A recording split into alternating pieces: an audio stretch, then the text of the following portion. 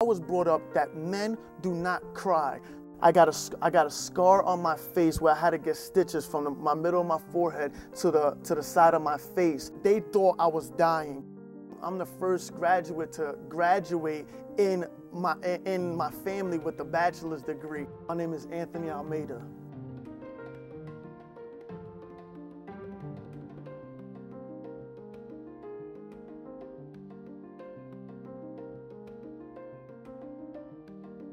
I'm not gonna say it was the worst thing in the world. Obviously, growing up in the city, growing up in the hood, it can get difficult.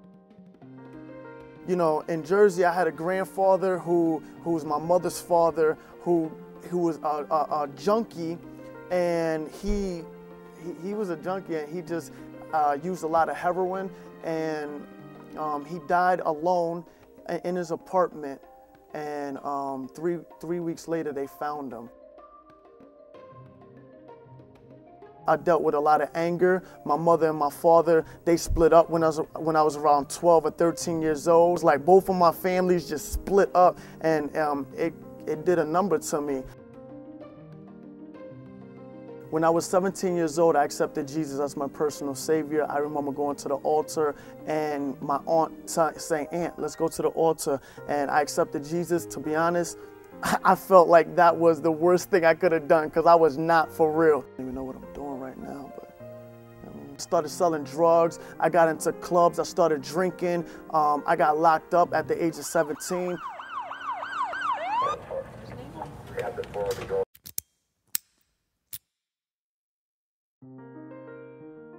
My brother, his name is Justin Carter. I actually grew up with him. He's from Newark, New Jersey. I grew up with him, and he got his license for 2 weeks. He was driving real slow, like 30 miles per hour, you know, going in this road called Stockton Road, going in a windy road. And my father, he's from Jersey. He starts driving up real quick right behind us.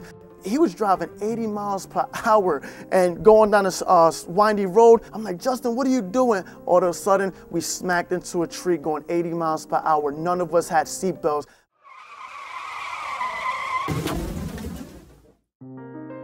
I don't know what came over me.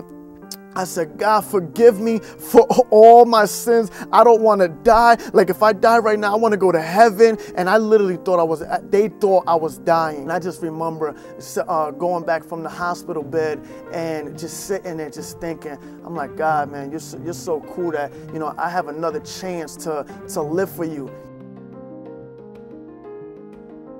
I knew I was still called to ministry, and we did an event, a missions in Hazleton, Pennsylvania, where Seth Franco came. I remember being at the altar, and I'm like, "God, I'm not leaving here till you speak to me." And Seth Franco came to me and prophesied over me, and I knew it was from God. I knew it was God Himself, you know, speaking. And he just basically said, "Aunt, you need to live." He didn't even know me. He said, "Aunt, you need to live on faith. Stop putting God in the box and take a leap of faith and believe that your finances are going to be paid." God started working in my life, and I think that was the point where I was like, "You know what, God?" I said, my life belongs to you. I said, "You know what? Let's just go to the college." We got accepted. I looked at the manual. I didn't even know what my major was supposed to be.